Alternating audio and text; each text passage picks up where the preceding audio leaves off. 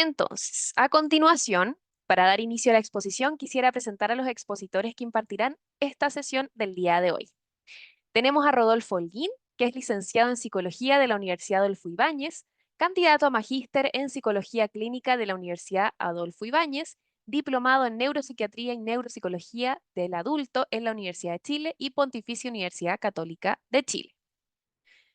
También acompañándolo se encuentra Nicolás Melej. Él es médico psiquiatra, asesor auxiliar técnico durante el diplomado en esquizofrenia y otras psicosis, evaluación e intervención terapéutica actualizadas. Les damos el paso a los expositores para que inicien su presentación. Adelante, Rodolfo y Nicolás.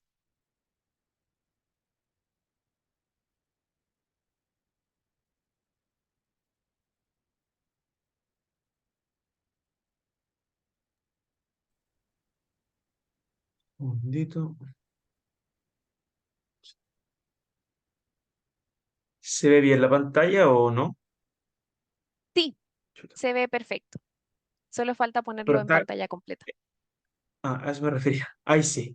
Ahí sí, Ahí ¿no? sí, Ahora, ahí está perfecto. bien, pues muy buenas noches a todos y todas a este seminario denominado Hacia un diagnóstico diferencial entre esquizofrenia y autismo, que sin duda va a ser bastante beneficioso en sentido académico para vosotros, puesto que es una temática muy poco abordada en ambientes académicos, en espacios académicos, por lo que no tengo ninguna duda de que les será de mucha utilidad. ¿Ya? Bueno, ya me presentó nuestra compañera María Jesús de Soporte ADIPA. Mi nombre es Rodolfo Santiago, soy licenciado en Filosofía y psicólogo clínico. Y ya estoy a puertas de obtener mi magíster en psicología clínica, en cual tesis realicé en psicosis, en pregrado y posgrado, y además he realizado distintos programas de formación en esquizofrenia y en psicosis, así como en, en otros trastornos o afecciones neuropsiquiátricas. ¿Ya? Tal como mencioné en un seminario pasado, en el que hicimos la semana pasada con Nico, bueno, yo soy un usuario de TikTok, yo consumo redes sociales, me imagino que el 90% de aquí también, y creo fielmente de que una manera de psicoeducar a la población es entrando a las redes sociales, compartiendo información basada en, en evidencia, perdón, información útil, información verídica. Así que decidí hacerme hace un par de semanas este TikTok para poder compartir información en torno a la psicosis, a la esquizofrenia y otras afecciones de salud mental. Así que todos bienvenidos y bienvenidas si quieren seguirme. He estado bien activo subiendo bastante información. Les recuerdo que hoy día son estas las plataformas en donde las personas buscan, ¿ok? Si alguien tiene una problemática de salud o salud mental, uno ya casi no va a Google y va a TikTok, ¿cierto? Y escucha experiencias o hay docentes, ¿cierto? Hablando de la materia. Eh, yo creo que una de las cosas más importantes cuando hablamos de autismo y hablamos de esquizofrenia tiene que ver con la diversidad, ¿ok? Generalmente e históricamente, sobre todo las personas con esquizofrenia, han sido muy, muy excluidas y han estado muy ligadas a caricaturas, a estigma, a distintas problemáticas. Y yo creo que si nosotros logramos, con lo que atañe a un buen tratamiento, a un buen acompañamiento, en que ustedes no sepan identificar cuál de todas esas manos es de una persona o de esos pies es de una persona con esquizofrenia, por ejemplo, ya lo hemos logrado todo, ¿ya? Porque las personas con esquizofrenia en su gran mayoría andan bien. ¿Qué quiere decir que andan bien? Que tienen buena respuesta a tratamiento. Y cuando tienen una buena respuesta a tratamiento, pueden tener calidades de vida bastante buenas. Pueden pololear, pueden tener amigos como cualquier otra persona, ¿ya? Hay mucho estigma en torno a la psicosis. Lo mismo con el autismo, hay mucho estigma en torno al autismo, si bien cada vez es menos, porque cada vez hay más programas de formación en autismo, cada vez hay más terapeutas formándose en autismo, aún sigue habiendo mucho estigma en torno a estas condiciones, ¿ya? Eh, Está muy claro de que el autismo es una condición, yo creo que pues eso casi es un consenso académico, incluso social, a nivel de comunidad, etcétera. Sin embargo, la esquizofrenia sigue siendo un debate, si es condición. Los psiquiatras, muchos hablan de enfermedad, así a rajatabla, esto es una enfermedad grave, psiquiátrica. Yo soy de los que piensa que las palabras a veces, las palabras construyen realidad, como decía Maturana, ¿no? Un gran filósofo de la biología. Las palabras construyen realidad y a veces, si bien la esquizofrenia es una afección de salud mental compleja, no es fácil, ya tampoco hay que romantizarla, eh, tam- tampoco creo que sea necesario siempre andar hablando como una enfermedad mental grave. Ya yo conozco muchas personas con el diagnóstico de esquizofrenia y andan súper bien por la vida y cuando tienen su tratamiento farmacológico al día, sus psicoterapias, rehabilitación, todo funciona bien en ellos. Entonces, por eso creo que andar estigmatizando con palabras también podría ser un poquito iatrogénico. Entonces, algunos datos relevantes. Mi charla va a ser bastante cortita, el espacio lo va a tener el 90% Nico, así que son 3 diapositivas más y le doy el paso a Nico.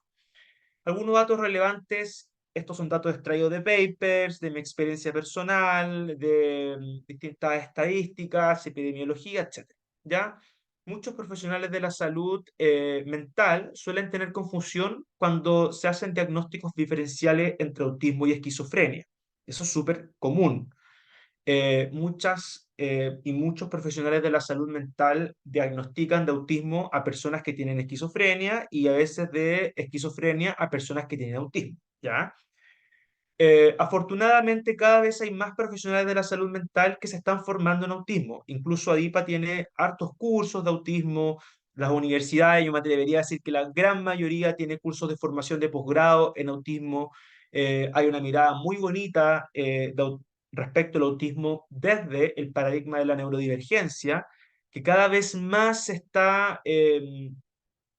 cada vez más estamos conociendo al respecto, ¿no? No obstante, no pasa lo mismo con la esquizofrenia. Ya todavía hay demasiado estigma en torno a la esquizofrenia, hay muy pocos psicólogos y psicólogas capacitados o formados formalmente, valga la redundancia, en esquizofrenia, no así los psiquiatras. Siempre esta ha sido como una área o territorio de los psiquiatras. Es muy difícil que un psiquiatra no tenga un manejo óptimo de personas con esquizofrenia, ¿ya? O personas con psicosis en particular. También está esto de que la psicosis en general ha estado muy asociado a que son patologías médicas. De hecho, cada vez más es más médico. Son condiciones o afecciones de salud mental más médicas, como dice una gran psiquiatra de la Universidad de Chile, Griselda Orellana. ¿Ok?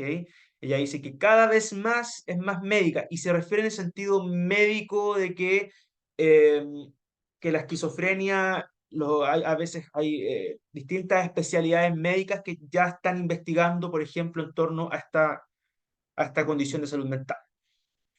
Eh, bueno, volviendo un poquito a lo que les comentaba, hay muy pocos profesionales de la salud mental que están formados en esquizofrenia, en psicosis. Nosotros tenemos un diplomado en noviembre de muy alta categoría, ¿cierto?, para incentivar la formación en este tipo de asuntos. Y no solamente psicólogos o psicólogas, también otros profesionales de la salud mental. En la charla anterior hablábamos de que los profesionales de la salud mental son una de las principales fuentes de estigma en lo que atañe a las personas con esquizofrenia. Yo he hecho una encuesta personal, experiencial, y le he preguntado a muchos psicólogos, psicólogas, que en mi campo, digamos, de mi campo clínico y de mi quehacer profesional, y me he dado cuenta que muchos desconocen lo que es la esquizofrenia, desconocen lo que es la psicosis, le tienen miedo a las personas con esquizofrenia, piensan que los van a matar, que no sé qué, que no sé cuánto. A mí me costó un mundo poder hacer mis tesis de pregrado y posgrado en psicosis. O sea, me costó muchísimo porque incluso en las academias, en grandes universidades, sigue habiendo mucho estigma al respecto. No es lo mismo el autismo que la esquizofrenia. ¿Qué ocurre? Que como hay tanta formación en autismo, afortunadamente, y yo creo que es genial eso, que haya tanta formación en autismo, también está este sesgo de que cualquier síntoma parecía al autismo, listo, era esquizofrenia, lo catalogamos como autismo. ¿Ya? Eso suele ocurrir también, por ejemplo, cuando alguien tiene mucha formación en psicosis. ¿Ya? Piensa que todo es psicosis. Y alguien que tiene mucha formación en autismo piensa que todo es autismo. Entonces, el curso que vamos a impartir respecto al diagnóstico diferencial entre autismo y psicosis nos permite al menos esclarecer un poquito más el panorama en torno a los diagnósticos, las condiciones, las afecciones de salud mental. Eh, Asimismo, podrían haber síntomas compartidos entre autismo y esquizofrenia. Les recuerdo a Bloiler, ya recuerden que cuando Bloiler hablaba de la esquizofrenia, él decía que hablaba de las 4A. Una de esas 4A era el autismo, ya uno de los síntomas principales de la esquizofrenia era el autismo, ya. Hay otros teóricos que hablan que desde ahí, como que desde esta panorámica de Bloiler, después va surgiendo el concepto de autismo como una entidad nosológica, como una condición distinta. Ya recuerden que desde el modelo biomédico siguen pensando que el autismo es un trastorno o que el autismo está dentro de una alteración médica, ¿ya? Sin embargo, está este otro paradigma de la neurodiversidad, al cual yo subscribo, perdón, que se piensa el autismo como una condición y no como una patología. Entonces, asimismo, una persona con esquizofrenia podría tener síntomas de autismo, por supuesto. Una de las características, no sé si patonomónica, o ya nada es tan patonomónico, pero una de las características fundamentales, principales y elementales de la esquizofrenia es esto del retraimiento, esto del alejarse un poquito de la sociedad, lo que muchos consideran los síntomas negativos, los psiquiatras clásicos. Después, los psiquiatras más contemporáneos o los autores más contemporáneos hablan de las alteraciones cognitivas, sobre todo de la cognición social, ¿cierto? Que tiene redes neuronales asociadas, subyacentes. Y se dice que las personas con esquizofrenia, si hay una característica cognitiva, es que tienen una alteración en la cognición social, una problemática en la mentalización de los estados mentales de los otros, ¿ya? O a nivel de teoría cognitiva. Entonces, también creo importante mencionar que una persona autista también puede tener un brote psicótico. No porque una persona autista tenga un brote psicótico quiere decir que esa persona tenga esquizofrenia. ¿Se dan cuenta que ya se empieza a complejizar el panorama? ¿Puede tener una persona autista alguna comorbilidad con psicosis? Puede ser, ¿ya? Y asimismo también puede tener un brote psicótico, ¿ya? Sin embargo, siempre está también este como margen general de diferenciar el autismo con la esquizofrenia como dos condiciones completamente distintas, ¿ya? Donde los delirios y las alucinaciones son más propios de la psicosis, ¿ok? No así del autismo. Pero una persona con autismo también, insisto, puede presentar síntomas psicóticos. Yo conozco varios casos, muchos casos. Eh, Sigamos. Entonces, por ejemplo, acá tienen un paper. Yo creo que en presentaciones, sobre todo masivas como esta, siempre es bueno tener evidencia al respecto y presentar literatura basada en evidencia. Y ustedes pueden, por ejemplo, ahí ver el espectro del autismo, que en inglés recuerden que se habla de disorder, perdón, y la esquizofrenia. ¿Y qué nos dice este paper? Un poquito, muy poquito, esto lo vamos a hablar después en extendido, muy breve. Dice que el autismo y la esquizofrenia son condiciones diferentes, con perfiles clínicos e historias naturales distintas. ¿Ya? El autismo generalmente es diagnosticado a la infancia, se caracteriza por intereses y comportamientos profundos. ¿Ya? El paper decía intereses restrictivos. Hoy día la comunidad autista no habla de intereses restrictivos, habla de intereses profundos, porque restrictivo también está asociado a estigma. Entonces también es importante ir actualizándose, ¿ok? Constantemente con las palabras más adecuadas para referirnos a estas condiciones.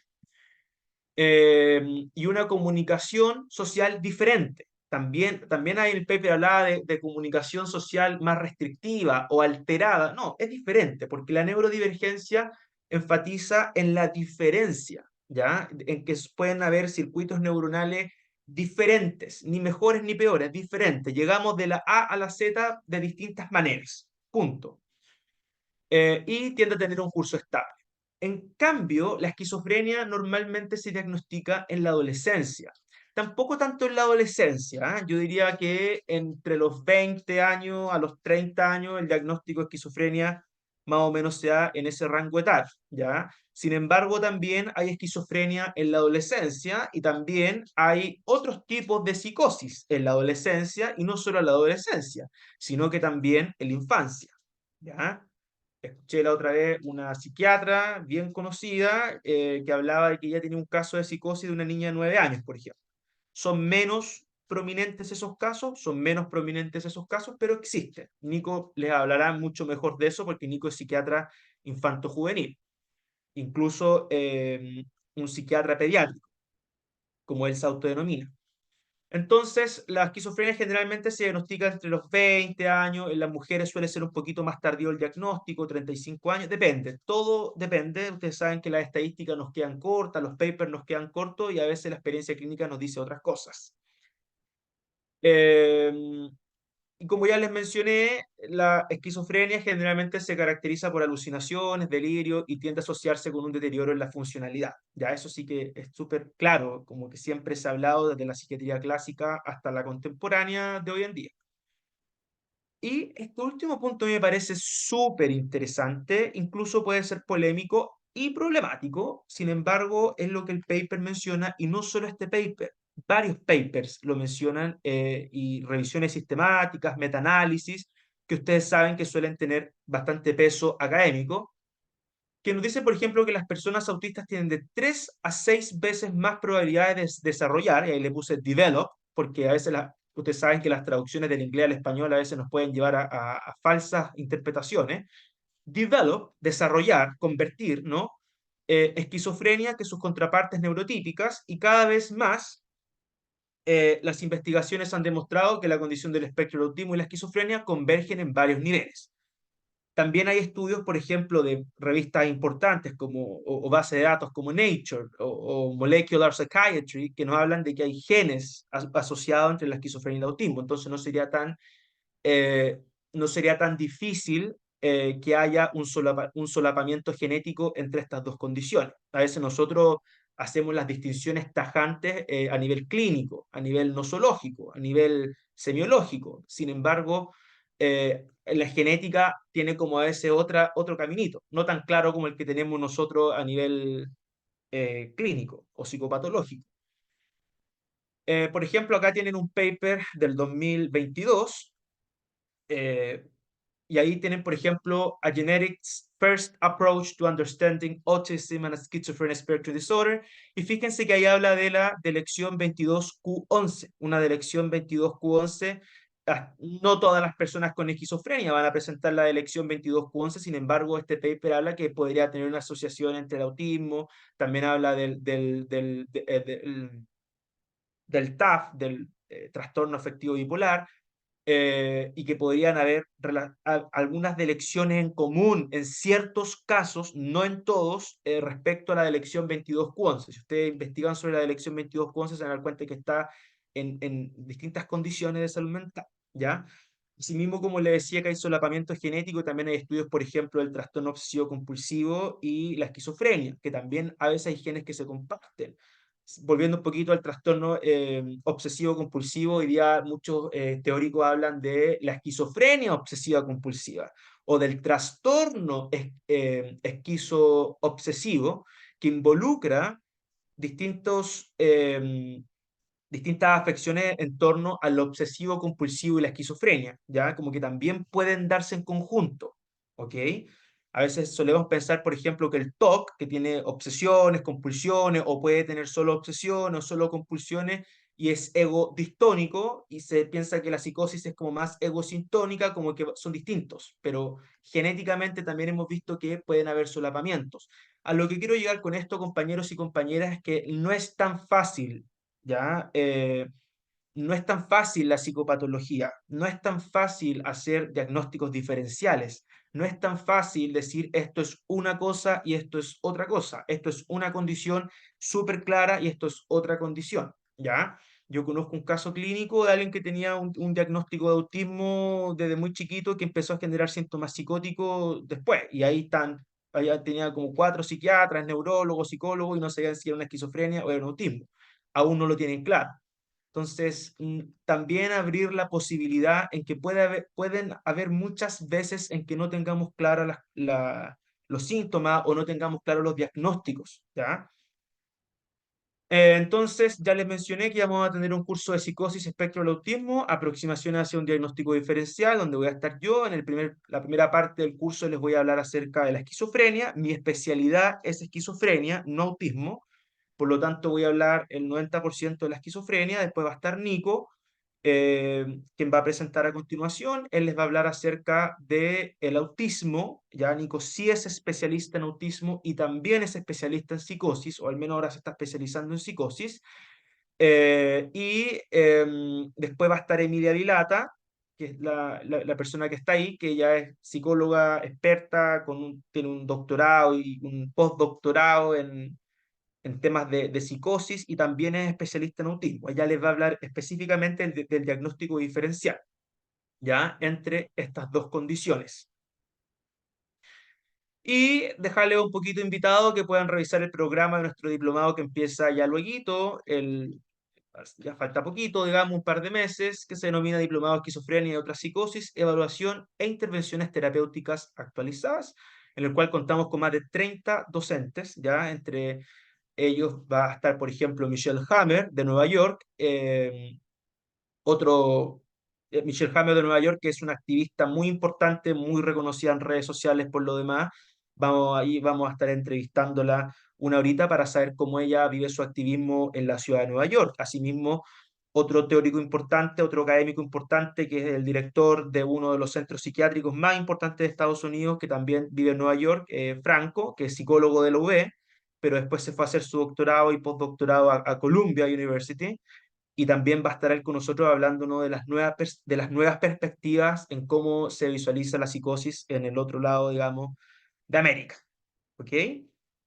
Asimismo van a haber otros docentes, muchos psiquiatras, muchos psicólogos, un diplomado que no tiene un enfoque tan biomédico. Sin embargo, hay bastantes médicos, porque también hay que rescatar que es importante tener médicos, considerando, por ejemplo, que hay psicosis orgánica, psicosis exógenas, hay comorbilidades médicas con estas condiciones, por lo tanto es importante tener el apoyo médico a nivel teórico, y Nico va a ser el asesor auxiliar del diplomado, es decir, él va a estar presente durante todo el diplomado, sea psicólogo, psicóloga o terapeuta ocupacional quien esté dando la cátedra. Nico va a estar ahí para responder preguntas durante todo el diplomado. Muchas gracias, espero que tengan una buena noche, y a continuación dejo entonces a mi colega y amigo Nicolás Melej.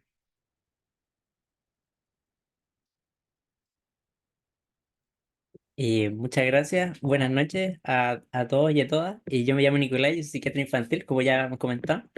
Y bueno, ahora vamos a hablar un poco de la parte introductoria con este curso que para esta sesión, digamos, para esta instancia, traté de armar un poquito como con estructura de psicosis en niños y adolescentes y un poquito de autismo, bien poquito para no alargarnos mucho, ¿cierto? Como escribiendo autismo, que es algo que quizá podemos ver de otros lados, sino que para finalmente poder relacionarlo en conjunto con la situación de psicosis.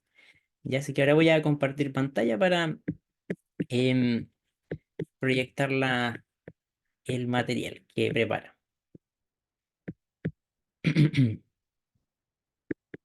Entonces, ya, pues ahí estamos con la presentación.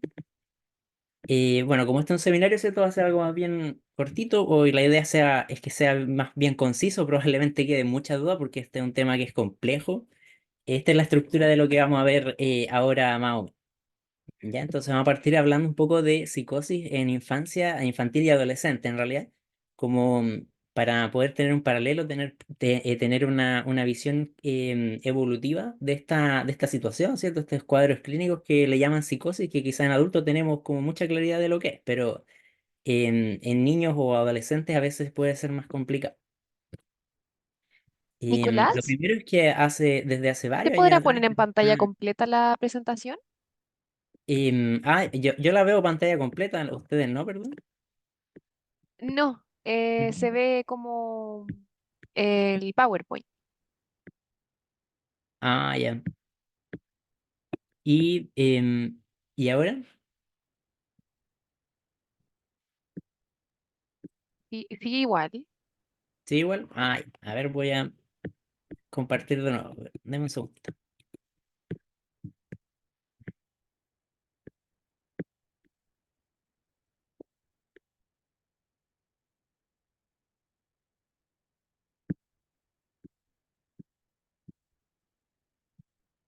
Ya, ahí de nuevo lo puse en pantalla completa. Ahí, ¿cómo se ve?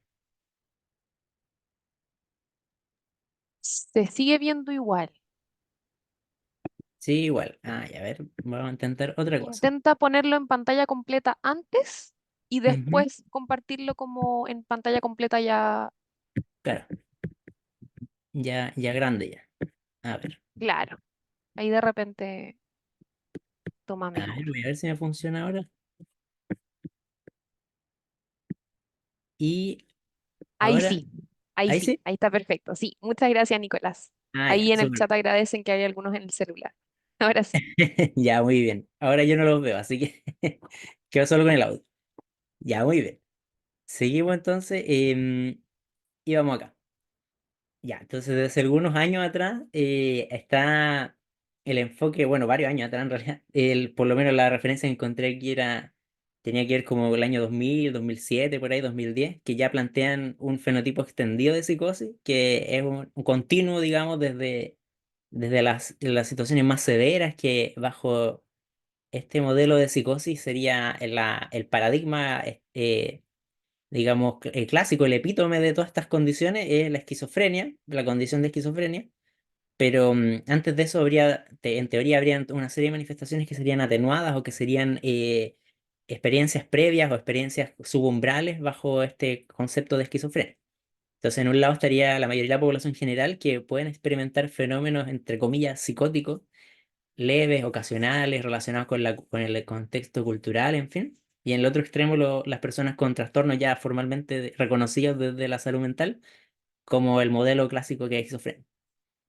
Y dentro de todo este espectro de posibilidades está algo que le llaman las experiencias psicóticas, que son fenómenos tal cual, fenómenos subclínicos, que son poco frecuentes o son aislados y no tienen un compromiso funcional. Y es una definición que es bien amplia bueno, incluye todo, en realidad, incluye muchas cosas. Este otro esquema de lo mismo, a la izquierda estaría digamos, dentro de las normas culturales, ¿cierto? Que son eventos infrecuentes, no generan malestar, no cambian el funcionamiento ni el comportamiento, y al otro extremo estaría el umbral completo, digamos, o sobreumbral de una psicosis, donde son fenómenos más frecuentes, varias veces a la semana o diariamente, con malestar, en fin. Y al medio un intermedio entre todas estas posibilidades. Que eso es como lo clásico o el concepto que las personas o que a uno le enseñan de lo que puede ser la situación de la psicosis. Quizá como materia a lo mejor lo que más nos enseñan son los síndromes reconocidos, los cuadros clínicos más esquemáticos, que por ejemplo tienen nombre o están clasificados dentro de los manuales diagnósticos actuales, que podrían ser DCM o CIE, E11. Pero entre medio hay muchas otras cosas que no están en esos manuales, no recaen en esos manuales por razones naturales de investigación o bueno, en realidad porque los manuales tienen otro fin, otro objetivo. Entonces, dentro de lo que no está en los manuales está todo lo demás, toda la realidad misma que a veces no podemos aprender solamente con clasificar. Y en la situación de infancia y adolescencia nos quedamos mucho en este lado. O sea, pasan muchas cosas en este lado, hacia más el lado izquierdo y no tanto al lado derecho. O sea, para que cumpla alguna situación, una condición, un diagnóstico clínico o formal o que sobrepase el umbral, es más bien poco frecuente. Tiende a ser más frecuente en la adolescencia, naturalmente, o a medida que los niños van siendo más grandes. Entonces, bueno, a modo general, como epidemiológico, si uno toma distintas referencias, que son las que están abajito, que son textos generales, psiquiatría infantil, ¿cierto? De congresos, como Fondo de Epidemiología General, lo que uno encuentra es que desde hace muchos años ya se sabe o se tiene el concepto de que no, de que los fenómenos, experiencias psicóticas o fenómenos sensoperceptivos, por ejemplo, son muy frecuentes en la etapa infantil, en adultos también, y en población que no es clínica, en población que es general, que es sana, digamos, no está en seguimiento de salud mental, no tiene diagnóstico de salud mental. Entonces, por ejemplo, ahí hay cifras como hasta 17% en infanto juvenil, 8%, en fin, son muchas cifras muy variables, muy grandes, digamos, la diferencia que hay según la calidad de los estudios y qué población incluye. Pero en general se reconocen que las experiencias psicóticas son transitorias, y los fenómenos particularmente sensoperceptivos, porque de experiencia psicótica podemos entender muchas cosas, ¿cierto? Desde delirio, desde fenómenos del pensamiento, sensoperceptivo, en fin. Pero en particular los sensoperceptivos es muy frecuente e incluso pueden ser evolutivos, parte del desarrollo evolutivo en infancia y adolescencia. Y eso es muy importante, porque ahí, bueno, podemos entrar a definir quizás como alguna progresión, alguna trayectoria en ese tipo de fenómenos. En el fondo, cuando esos fenómenos pasan a ser algo clínico, entre comillas, algo de significancia clínica. Este es un ejemplo de uno de esos trabajos, donde aquí yo lo pongo nada más para que vean cómo las preguntas que hacen, más o menos. Si, por ejemplo, ahí las que están marcadas en rojo le preguntan si alguna vez ha visto algo que los demás no pueden ver. Si, por ejemplo, ver cosas, entre comillas. Entonces ahí marcan un porcentaje donde ciertamente sí, ha visto muchas cosas, o sea, en cierto porcentaje esa pregunta es sí. Y ya sí con cada uno. Y que estas son maneras en que nosotros nos acercamos para aproximarnos a los fenómenos sensoperceptivos en niños y adolescentes. Porque claramente si uno llega y le pregunta a un niño, ¿escuchas voces? O a un adolescente, e incluso a un adulto, ¿escucha voces? Lo más probable es que no diga que no. Entonces, clínicamente hay formas de acercarnos a estas experiencias que no es preguntar directamente. Esto es más que nada psicología evolutiva bajo el esquema de Piaget. Ahí está la etapa preoperacional y operacional concreta, que tiene el cambio, entre comillas, desde lo preescolar hasta hacia lo escolar, donde ahí ocurre un cambio que es muy importante de cómo los niños incorporan la vivencia de su realidad. Y entre esos cambios está, bueno, desde el modelo de Piaget, ¿cierto? Que es el enfoque cognoscitivo del desarrollo, que se refiere al desarrollo del pensamiento, en el fondo, cómo cambia el pensamiento. Hay un cambio desde un pensamiento que está muy basado en lo mágico, ¿cierto? En las reglas que son más bien ambiguas o en lo prelógico, ¿cierto? Lo intuitivo, em, con algunas particularidades de esa etapa, que sería lo preescolar, hacia el pensamiento más escolar, que es progresivamente un poco más inductivo, se basa un poco más en las relaciones causales, ¿cierto? Tiene una estructura, tiene un poco más de proyección en el tiempo, en el futuro. em, Puede ser también, por lo mismo, porque puede tener más proyección del tiempo, puede devolverse o ser reversible los procesos. em, Reversible los procesos en el sentido de que hay cosas que pueden hacerse y deshacerse, ir de un lado y hacia el otro lado también. Y, y todo eso tiene que ver con cómo los niños van acercándose, aproximándose a su vínculo con la realidad. Entonces, por ejemplo, acá en la etapa preescolar, a base a este modelo que es de Piaget, que es clásico de muchos años atrás, hay bases que nos permiten entender por qué en los niños preescolares, por ejemplo, es tan frecuente ver fenómenos como representacional en el fondo del pensamiento o imaginario, como los amigos imaginarios. Y por qué después en el paso hacia hacia la etapa escolar, digamos, o a mayor edad, esas experiencias van disminuyendo conforme el pensamiento también va madurando. Ya en el fondo las experiencias de los amigos imaginarios tienen un sentido que es como los niños se vinculan con el mundo y tramitan, ¿cierto? Transitan a través de algunas experiencias vividas. Y la mayoría de los amigos imaginarios son experiencias que son favorables, ¿cierto? Que no tienen mayor complejidad, pero con el desarrollo a veces esos amigos imaginarios persisten, o la evidencia de una fantasía que es opulenta. Por ejemplo, hay niños que dicen que tengo una familia imaginaria dentro de mi cabeza, un mundo imaginario muy grande, donde ahí me refugio y ahí vivo feliz y no hay ningún problema. Eso obviamente nos habla de una forma de vincularse con el mundo, o sea, una forma de salirse del mundo un poco, porque quizá algo pasa en ese mundo, en esa realidad, que es muy abrumadora y que es su manera de sobrellevar. Y bueno, cuando esos fenómenos se vuelven más bien egodistónicos, más complejos, eso nos habla de algunos detalles. Acá hay otros fenómenos o situaciones, ¿cierto? Que, claro, llamarles fenómenos es como un poco complejo, son como procesos, digamos, eventos que ocurren a través de la infancia y adolescencia. En los preescolares también se le llaman distorsiones cognitivo-perceptivas a todas estas situaciones.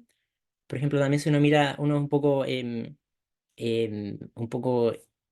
un escrutinio con los niños pequeños, preescolares, se puede dar cuenta que al principio tienen como mucha curiosidad por las cosas, están descubriendo el mundo, incluso los bebés, pero a veces a los niños preescolares les da alguna cosa con las sombras, cuando descubren que tienen una sombra o que su sombra son ellos mismos y los sigue. Algunos se asustan, algunos como que juegan con su sombra, y eso es un desfase, digamos, de la percepción, que es lo que ellos están percibiendo, y cómo ellos lo procesan cognitivamente, o sea, cómo ellos lo entienden cognitivamente a través de su pensamiento de esa etapa.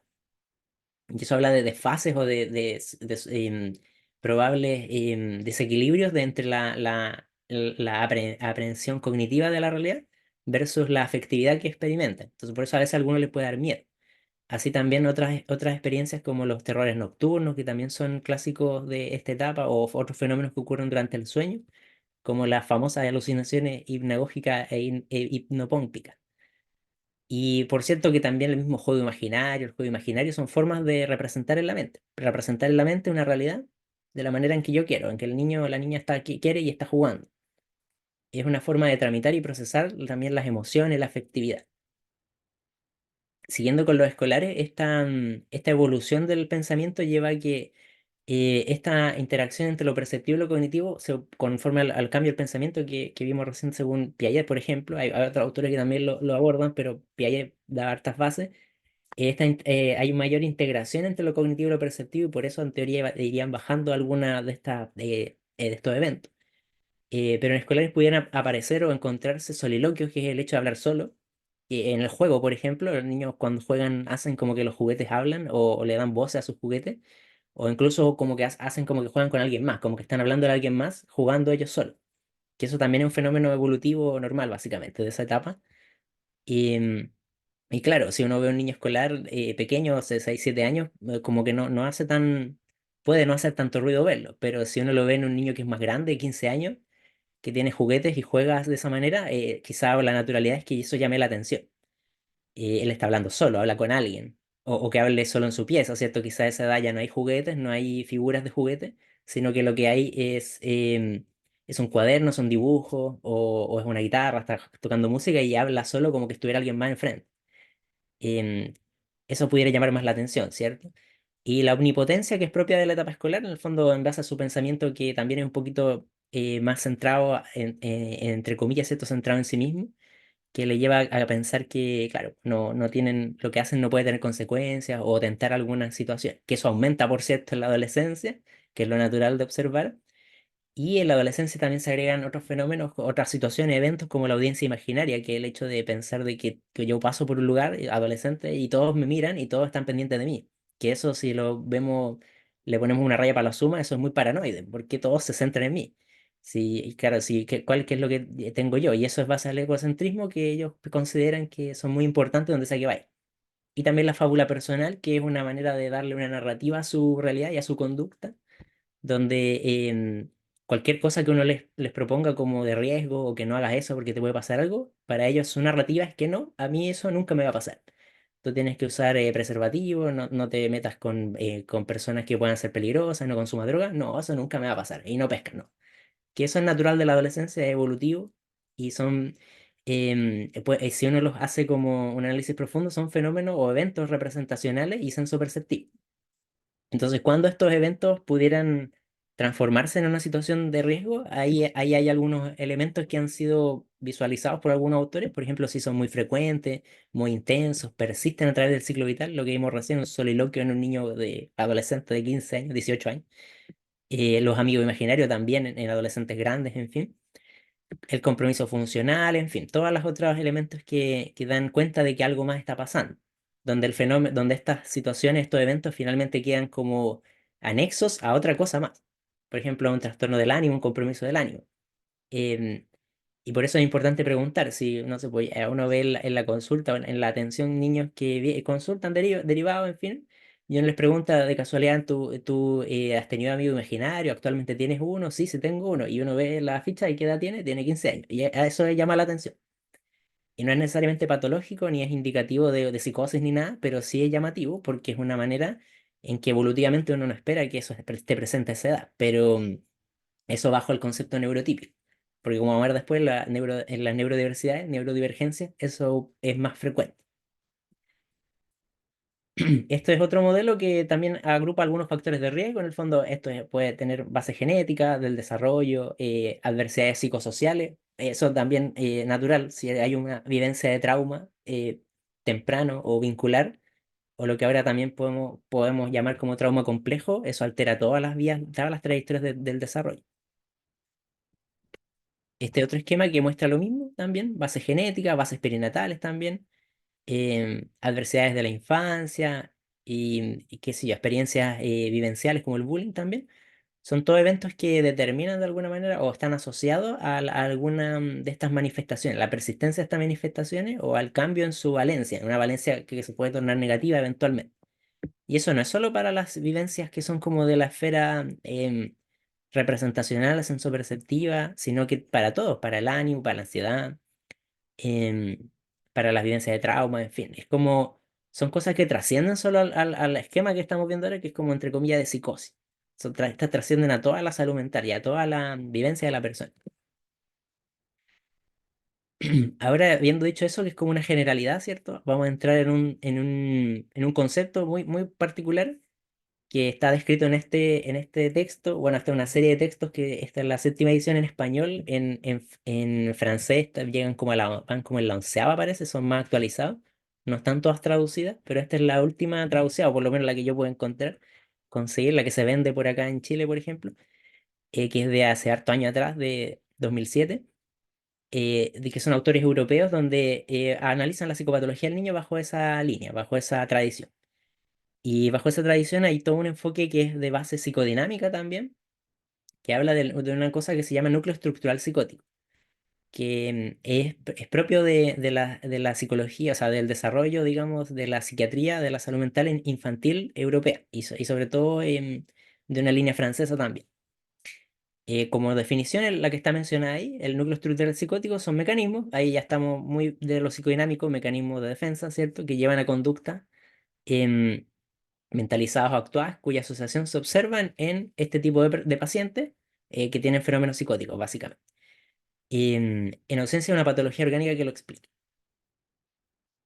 Estos son los elementos del núcleo estructural psicótico que, si ustedes se fijan, leen, ¿cierto? No los vamos a revisar aquí en detalle cada uno, obviamente, pero hay muchos elementos y un lenguaje que es muy psicodinámico también.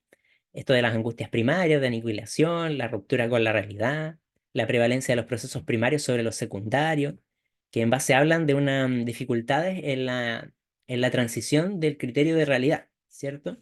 Que esto debería pasar bajo el concepto psicodinámico, igual muy similar a lo que planteaba ya el modelo cognoscitivo, desde el paso de lo preescolar hacia lo escolar. En el fondo, en ese paso, a los 5 o 6 años, ahí estaría, digamos, si uno integra todos estos modelos de alguna manera. El de Erickson también lo habla de alguna manera así. Ahí se forma más o menos el criterio de realidad en los niños. Entonces, antes de eso, los niños tienen una invasión o pueden manifestar muchas combinaciones de la realidad con la fantasía, que son esperables, son evolutivas, o son más frecuentes, digamos, que en otras etapas. Y después de eso ya no, en teoría, o en base a estos modelos, ¿cierto? Y esto del núcleo estructural psicótico hablaría de una dificultad en ese desarrollo, que pudiera observarse incluso antes de esperar a esa edad de 5 o 6 años. O sea, no es necesario esperar a esa edad para poder hablar o definir esto. Por ejemplo, acá hay algunos signos o elementos que están descritos más chiquito abajo.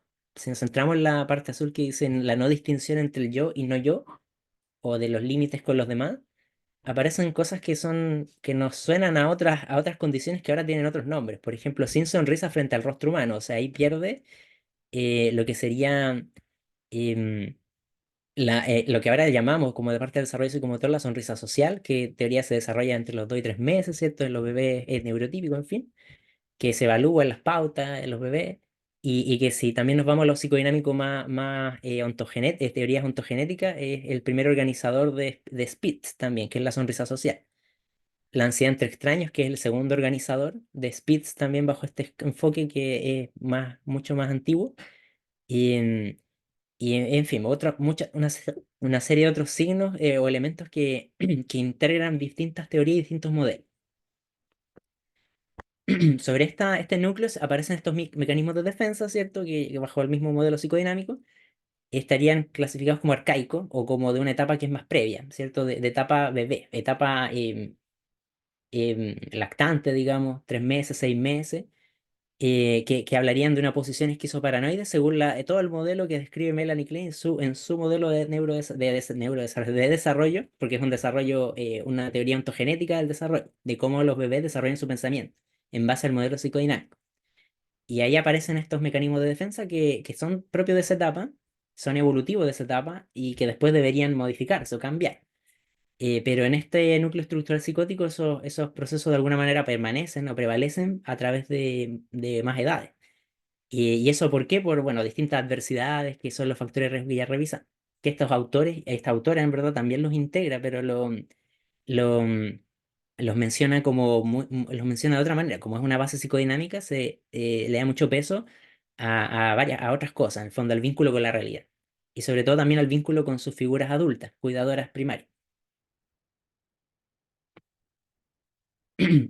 Todo esto del núcleo estructural es como lo que nos ayuda a ordenar, a orientar el estudio de las psicosis infantiles en niños muy pequeños y en la infancia en general, hasta la adolescencia. Vamos a ponerle como la adolescencia el límite. En estos niños pequeños, bebés, desde etapa bebé, incluso hasta preescolares, escolares, habrían, en base este esquema, ¿cierto? Habrían distintas manifestaciones sindromáticas. O sea, en base a este núcleo que no significa, y ahí vamos a conversar, no significa que esté psicótico el niño que tenga estas situaciones o que alguien evalúe, digamos, le explique algo y vea que tiene un núcleo estructural psicótico, no significa que esté psicótico. Ya vamos a ver por qué. Pero en base a esta situación aparecen distintas manifestaciones que son las puntas del iceberg, entre comillas, que aparecen en todas las áreas del desarrollo, como están ahí mencionadas, desde la conducta, desde la motricidad, el lenguaje, que si ustedes también se fijan, ¿cierto? Son hitos del desarrollo psicomotor. O sea, en base a todos estos modelos, desde hace muchos años atrás, relacionaban las alteraciones del desarrollo psicomotor que hoy día tenemos muy estructurada bajo el control de niños sanos, con pauta, donde se involucra distintos profesionales, como manifestaciones de riesgo de una psicosis infantil. Y eso es muy llamativo. Para la tradición francesa, europea, es muy nuclear. Ahora obviamente no se llama así, no tiene ese nombre, no tiene ese foco, pero para la tradición francesa, las psicosis infantiles tienen manifestaciones en distintas áreas del desarrollo. No solo en los pensamientos, en la representación, en qué sé yo, lo que uno conoce de psicosis en adultos. ¿Y eso por qué? Porque los niños no, bueno, obviamente la manifestación de esto es a través del núcleo estructural psicótico y eso se vincula con las áreas del desarrollo, con cómo este niño vive su realidad, cómo este niño incorpora ese criterio de realidad. Porque la psicosis en adultos, la definición clásica es la pérdida del juicio de realidad, pero en niños pequeños, ¿cómo pierden algo que todavía no tienen? ¿Cómo pierden el juicio de realidad si todavía no lo tienen desarrollado? O cómo se altera ese desarrollo del juicio de realidad, entre comillas, cómo se cambia de trayectoria. Cómo ver eso es a través de las áreas del desarrollo, o sea, de las que hoy día conocemos como áreas del desarrollo, hitos del desarrollo, porque también son cosas que separamos teóricamente, esquemáticamente para poder estudiar, ¿cierto? Pero en la integración en una persona tiene todo, está todo pegado. Y ahí eso es lo que aparece acá. Este es otro esquema de otra referencia que también habla de las formas, bueno, ahí está debajo el título, Formas clínicas de la psicosis en la infancia, donde ordena un poco desde la perspectiva histórica, con los autores, los años en que plantean cada nombre, entre comillas, cada diagnóstico de las formas de psicosis infantil. Por ejemplo, ahí reconocen un grupo 1, manifestación temprana desde el primer año de vida, y un curso crónico hacia adelante, ya que hay nombres que son curiosos, ¿cierto? Psicosis pseudodefectual, catatonía infantil, en fin, que son nombres que ahora no son famosos y están en desuso prácticamente, excepto uno, que es el autismo. Y eso es curioso, es llamativo. En el grupo 2 en fin, 3-5 años, grupo 3 psicosis de inicio tardío, infancia tardía, prepuberal, con fluctuación y curso subagudo y ahí en adelante, ¿cierto?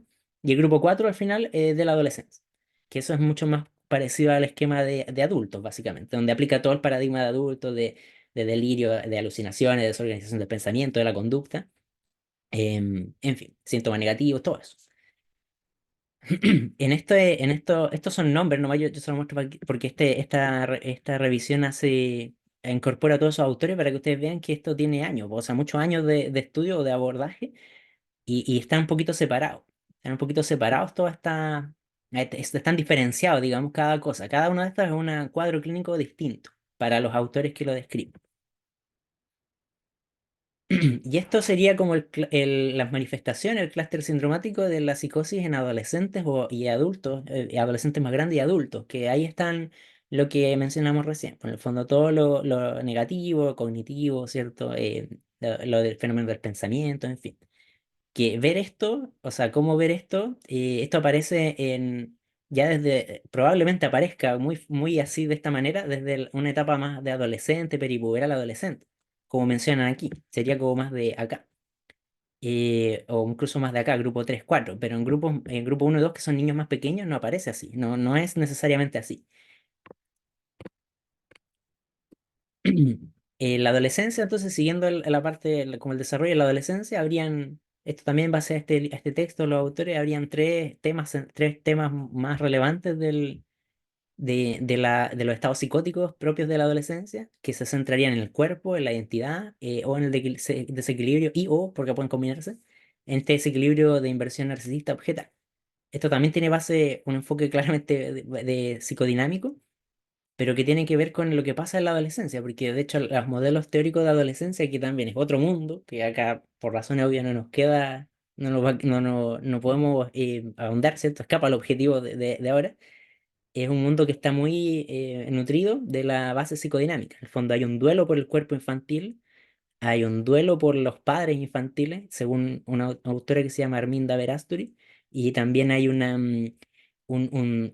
todo un cuestionamiento de la propia identidad, que eso ya quizás es más extendido, lo hablan otras teorías, lo habla Erickson en realidad primero, y bueno, tiene como otros focos. Entonces, por eso, en el delirio de adolescente o en el tema psicótico desde los adolescentes, se caracterizan que pueden estar estos tres componentes.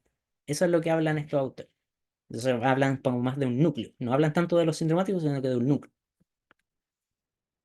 Y esto es más reciente.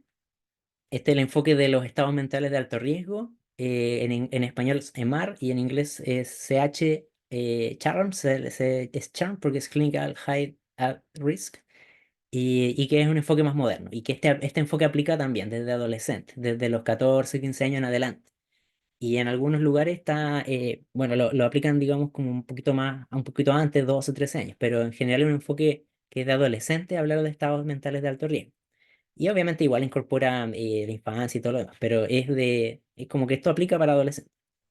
Y entonces acá ahí definen distintos estados intermedios hasta el brote psicótico, que sería este punto, y la psicosis temprana, que digamos que ahí ya cumple criterio de, de un cuadro clínico organizado según DCM, según los conceptos actuales. Acá también no vamos a entrar mucho en detalle, estos son conceptos dentro del esquema EMAR. Acá estábamos en EMAR, ya clínica alto riesgo. Acá hay síntomas que son básicos, que son los que están acá arriba, que serían estos dos, Cooper-Cognis, que son más bien síntomas cognitivos y sensoperceptivos, que pueden aparecer más tempranamente y se van desarrollando en forma más subrepticia. Entonces, aquí aparecen, ¿a qué se refieren esto? Em, el cognis se refiere a cambios en la atención, en el pensamiento y en el habla, y el Cooper se refiere a cambios en el habla, en el pensamiento y en el sensopercepción. ¿Ya? Y si uno lee ahí, bueno, vamos a... esta presentación la pueden después ver, ¿cierto? Descargar, revisar también cuando quiera grabar. Se refiere a cambios que son sutiles desde de cada una de estas áreas, cambios que no cumplen criterios formales de DCM para decir esto es una psicosis, ¿ya? Pero sí se va acercando cada vez más. Y aquí nos centramos como más en lo nuclear de una psicosis, que sería lo que el clúster sintomático propio de la psicosis, que hablamos al principio. Aquí ya no estamos mirando si hay control de filter, si hay a qué edad aprendió a caminar, porque obviamente a esta edad ya no es relevante eso, o quizá ya pasó. Obviamente es relevante, pero no es lo que vamos a ver ahora. Em, Porque eso habla de otro esquema teórico. Este es un esquema teórico distinto que es de adolescente en adelante. Por eso se centra más en elementos particulares. Acá nos saltamos al otro estado. Esto es ultra high risk, donde que habrían elementos genéticos de riesgo y deterioro funcional. Y síntomas positivos atenuados, que son los criterios de DCM, pero bueno, con menor intensidad o menor frecuencia, y los episodios psicóticos breves intermitentes, que en el fondo son los criterios de esquizofrenia, el criterio A, pero que duran menos de una semana, no 6 meses como lo plantea el DSM de esquizofrenia. Esto está estructurado en escalas de evaluación. Este enfoque EMAR es mucho más, o sea, es más actual, obviamente, y tiene mucho más trabajo con instrumentos, con pauta. Por eso es más, quizás es más conocido o está siendo más conocido. Y también tienen algunas definiciones del riesgo que hay. Por ejemplo, si alguien cumple los criterios en base a las pautas, a los instrumentos que se evalúan de un COCDIS, de un síntoma básico, tiene un 42 a un 68% de riesgo de transitar a psicosis en los siguientes 4 años, que es lo que sale acá. Esto según el estudio de esta autora que es de Alemania, donde está el centro, uno de los centros que define o estructura todo este paradigma nuevo de los EMAR y sigue a los adolescentes, digamos. Entonces en ese año encontró ese riesgo. Y los otros conceptos, el otro enfoque que sería un nivel más allá, ¿cierto? Del ultra high risk, encuentran que hasta un 40% tiene un riesgo de transición a psicosis en 4 años y como grupo cada uno de estos, por ejemplo, síntomas psicóticos, síntomas positivos atenuados, llega hasta el 25% a 4 años, que es lo que aparece en estos gráficos. Y finalmente el enfoque EMAR es transdiagnóstico porque, bueno, aquí se hacemos un corte en toda esta población que tiene fenómenos sensoperceptivos o fenómenos de la esfera de lo psicótico más paradigmáticamente de los adultos pueden evolucionar a distintos desenlaces. Son adolescentes, ¿cierto? Pueden tener 15 años, 16 años, pero no todos van a irse a una psicosis o a una esquizofrenia tal cual. Pues no todos se van a este desenlace que es donde partió este estudio, o sea, todo este estudio teórico, todo este análisis, sino que pueden irse a otros desenlaces, por ejemplo, evolucionar hacia adultez, adolescencia tardía, adultez, hacia un trastorno del ánimo formal, definido con todos los criterios, o mantenerse, digamos, si es que ya lo tenía de antes a un trastorno de personalidad o relacionado con sustancias, y esos serían los macrofenotipos, en el fondo con categorías nosológicas mayores de los criterios o clasificaciones diagnósticas. Y aquí, por ejemplo, en este estudio de este autor, que es uno de los pioneros de todo este esquema también, de todo este paradigma EMAR, que publica el año 2013, hace un seguimiento y encuentra que el 40% de estos jóvenes sí van a un primer episodio psicótico de los cuales un 73% finalmente cumple criterios de un trastorno del espectro de la esquizofrenia y un menor porcentaje otros trastornos que no son de la esfera psicótica, por ejemplo, afectivo, causas orgánicas o trastornos delirantes también. Y el 30% remite y 30% va a otros diagnósticos que no tienen síntomas psicóticos como núcleos, sino que son otras cosas, por ejemplo, trastorno depresivo, como nosológicamente. Entonces esto no es solamente que vayan todos a esquizofrenia, sino que pueden evolucionar a distintos desenlaces. Y actualmente toda la investigación está en saber cómo predecir hacia cuál desenlace se va a ir, ¿cierto? Como que esa es la gran pregunta. Entonces este es como el enfoque más actual en realidad. Ya, entonces ahora avanzamos un poquito con hablar solamente de condición de espectro autista, que esto es más bien cortito, no voy a entrar como mucho en detalle. Bueno, el autismo, así como en muchas otras condiciones del neurodesarrollo, eh, hay tres paradigmas que son grandes. Primero está el enfoque biomédico clásico, que lo observa como una situación que es una enfermedad, ¿cierto? Que falta algo, es deficitario, lo compara con lo normal, algo anormal, y lo ve como un trastorno, como una enfermedad, algo que hay que tratar, que hay que curar, ¿cierto? El enfoque más desde la psicología, y bueno, particularmente más psicodinámico, que vincula el autismo con la particularidad de la evidencia subjetiva y el desarrollo evolutivo y el vínculo que tiene la persona, el niño autista, que tiene autismo, digamos, con su realidad y con sus figuras adultas, que si se fijan esto es muy parecido a lo que vimos al principio con psicosis infantil, porque toma elementos de esa base. Y el enfoque más sociológico, antropológico y de derecho, hay que aparecen los conceptos de neurodiversidad, donde el autismo sería una neurodivergencia porque se refiere a formas diferentes de estar en el mundo, ¿cierto? Y el foco principal está en la integración eh, en la sociedad a través de los desafíos que plantea para la sociedad. En el fondo no es un problema de las personas que tienen autismo, es como el enfoque de la discapacidad, no es un problema de la discapacidad, situación de discapacidad de la persona, sino que del entorno que no es capaz de brindarle esa forma de inclusión y de integración. La epidemiología del autismo, bueno, acá hay distintas referencias. Acá más que nada mostrarle la importancia, ¿por qué es tan importante? Porque está siendo cada vez más frecuente, ¿cierto? Y esto en Estados Unidos llega hasta 1 en 36 en ese reporte del año 2023. Y estos son otros, bueno, un conjunto de estudios, ¿cierto? Que muestran de distintos años, ¿cierto? Muestran cuánto aumenta la prevalencia, más o menos, por 10.000 según distintos métodos diagnósticos. Por ejemplo, según distintos criterios acá aparecen. Por ejemplo, usando ADR, A2. Y en el fondo vemos que acá estos que son más rosaditos dicen, acá si uno busca son diagnósticos clínicos. Cuando uno intenta hacer el diagnóstico clínico, la prevalencia aumenta mucho más. Y si uno aplica las escalas clásicas o los criterios de CM, la prevalencia no aumenta tanto, se queda más bien bajita. Y esto habla bueno, uno, de que el diagnóstico está aumentando o ha aumentado porque ahora hay más concienciación sobre el tema y hay más preferencia por el diagnóstico clínico que por aplicarle pautas a todo y ver si qué es lo que dice la pauta, que así debería ser en realidad, como tener una integración entre muchos elementos, sobre todo lo clínico. Esto es lo mismo, continuación de más estudios. Acá hay algunos muy antiguos y aquí los negritos son los clínicos, los diagnósticos clínicos. Entonces se ven muy grandes, o sea, mucha más prevalencia respecto de los demás que son aplicando escalas o criterios de CM. Y eso habla también de la insuficiencia de la escala. Bueno, en el fondo, ¿quién es cuál tiene la verdad aquí? ¿Cuál es el diagnóstico real? Probablemente es la integración y probablemente es lo clínico porque los paradigmas de autismo son tan amplios y se han incorporado a través de la historia que es tanto así que las categorías diagnósticas de los criterios no están tan actualizadas tampoco. Y este es un estudio chileno, o sea, bueno, lo tomó otras universidades extranjeras, ¿cierto? Pero es con profesionales chilenos que buscan objetivar la prevalencia en Chile del autismo. Toman datos de los colegios, digamos, de las matrículas de varios años, de todos los colegios, de diferenciales y colegios habituales, y también datos clínicos de servicios de salud, de un servicio de salud, que creo que este era Araucanía Sur, ahí dice AS. Entonces acá están las prevalencias por región, y acá está en los colegios, y aquí está la prevalencia estimada clínica, digamos, en población general. Entonces, si vemos, ¿cierto? Vemos que la prevalencia del autismo en Chile igual es variable según región, muy variable según región.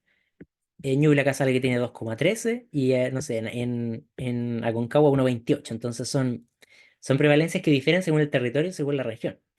Y esto es bueno, ¿qué tiene que ver esto con psicosis? Es para mostrarles primero que todo que el autismo es muy frecuente, que las prevalencias son variables, porque además con el autismo todo esto es reciente, ¿cierto? Hay dificultades todavía con los diagnósticos, hay dudas de los diagnósticos, entre las personas que están encargadas de hacer los diagnósticos también hay poca disponibilidad de las especialidades médicas que puedan atender a los niños, digamos, en forma oportuna o las derivaciones desde el sistema público. Hay pocos neurólogos o neurólogas infantiles y hay pocos psiquiatras infantiles también. Entonces, frente a eso aparecen otras alternativas como diagnóstico en esquemas particulares o aplicando test que a veces no son o no están no tienen todo un esquema tan riguroso o la evaluación clínica que está asociada es más bien escueta. Entonces aparecen prevalencias que son muy variables al final y de ahí partimos entonces, de ahí partimos. Si encontramos que este autismo es tan variable o hay tantas dificultades, diferencias en todos estos criterios o en qué es lo que cómo lo estamos evaluando, en el acceso a los controles y a las evaluaciones de especialidad, em, ¿qué va a pasar? ¿Qué pasa cuando estos niños tienen cuadros que son graves o situaciones graves como una psicosis? ¿Cuál es la magnitud del problema al final? Y eso es básicamente lo que no está representado. No, nadie sabe. Nadie sabe porque no los podemos ver, no los vemos. Los vemos cuando ya están muy grandes y tienen una esquizofrenia así tal cual. Entonces, claro, pues, pasó toda su vida sin diagnóstico, sin abordaje o con abordaje parcial, inadecuado por dificultades territoriales, de especialidad, de que no había especialista, en fin. Y lo que vemos son personas graves, adultos o adolescentes grandes graves, eh, hospitalizados y que usan recursos de atención terciaria en unidades que son muy especializadas. Entonces, y que también tienen un retraso o una pérdida de todo lo que pasa en la vida hasta esa edad. En el fondo, qué pasó en el colegio, ya no están escolarizados, están con un mutismo que es muy severo, están con un rechazo absoluto a ir a clase. Entonces, eso viene porque en estos temas, en autismo en general, hay poca concienciación de cómo o a lograr el diagnóstico y poca disponibilidad también de especialistas. Y de ahí a cuadros de salud mental graves como psicosis, eh, hay menos todavía, mucho menos abordaje. Más allá del terciario hospitalizado, que es como es la última, que entre comillas, como uno de los últimos eslabones de la cadena. Entonces, naturalmente que si alguien llega en esas condiciones a una urgencia, lo que va a hacer es hospitalizar. Y va a ser muy claro o más claro hacer esos diagnósticos y hacer todo eso abordaje. Y esto ya para terminar, vamos a conectar un poco lo que hablamos de psicosis infantil y ahora con lo de autismo. Esto es más en adolescentes, porque niños, bueno, niños pequeños vamos a dejarlo para la conversación final o la discusión al final. Ya porque es algo que tampoco está resuelto ni que tampoco, bueno, nadie les puede traer paper y decirle, mira, esto es así, así, así, y esto es lo que dicen y la evidencia. No, en esto hay escasa evidencia por lo que les contaba, una situación difícil de definir y que no pasa solo en Chile, en los otros países también. Hay dificultades territoriales, diferencias territoriales en los diagnósticos, en los abordajes y bueno, todo lo que habla. Entonces en adolescente, ya si tomamos el esquema de adolescente adulto, un delirio, acá a la izquierda está el esquema clásico de un cuadro psicótico procesal, digamos, primario. Y a la derecha están características de autismo que se pueden sobreponer o parecer a estos fenómenos. Entonces en autismo podemos encontrar cosas que nos pueden hacer dudar o confundir también con esto, que es cuando los jóvenes pueden tener ideas sobrevaloradas o pensamientos que son excéntricos que dominan su vida, como un pensamiento o una idea que está persistente, ¿cierto? Repetitiva, que eso es característico del autismo, un monotropismo sobre un tema. eh, a veces no, eso no tiene un carácter no tiene un carácter de paranoia ni necesariamente un carácter grandioso o nihilista, sino que puede ser algo muy simple como que le gustan a los superhéroes o Spider-Man. Entonces todo se trata de Spider-Man, pero sin duda que es llamativo y es curioso que eso sea tan abarcador de su vida, como que tenga que, a veces algunos niños pueden, o adolescentes pueden tener eso en forma muy eminente. Los miedos excesivos, las fobias, los intereses restringidos también, la ansiedad social y bueno, todo lo que tenga que ver con dificultades sociales, ¿cierto? Que puedan llevar bajo todo su concepto de mentalización o eventuales dificultades en el leer las señales y la parte más pragmática del lenguaje, en que piensen o consideren que los demás están siendo abusivos con la propia persona. Que eso pudiera parecer que una idea paranoide, ¿cierto? Como que a todos les caigo mal, nadie me pesca, me hacen bullying en base a su vivencia, a su referencia, ellos lo pueden vivir así, pero claro, ahí em, pudiera ser eso también un elemento paranoico. Con los fenómenos sensoperceptivos también, por la izquierda está el esquema clásico, digamos, de los fenómenos sensoperceptivos y a la derecha lo que puede pasar en autismo.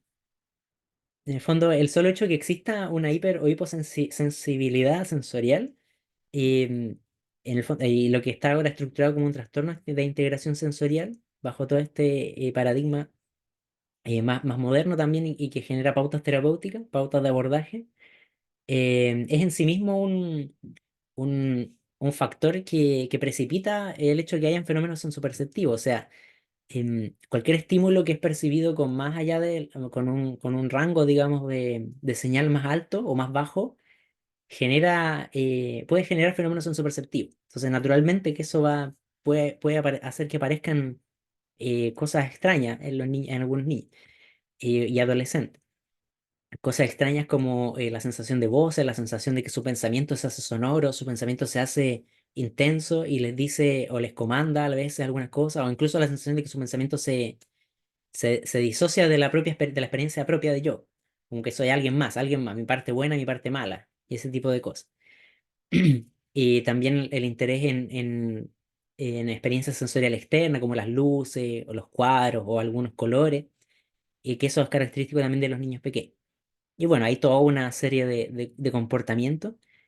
em, que también, que eso no alcanzamos a escribir todos, pero destacar también finalmente el tema del contacto ocular o las miradas, que si uno lo ve, por ejemplo, en el momento, pudiera parecer que este chico, esta chica en el momento actual está interferido por algo que está pasando en ese momento, en su ambiente perceptual, ¿cierto? Porque no nos mira, o porque la forma en que nos mira es una ráfaga, mira un segundo y se quita la mirada inmediatamente.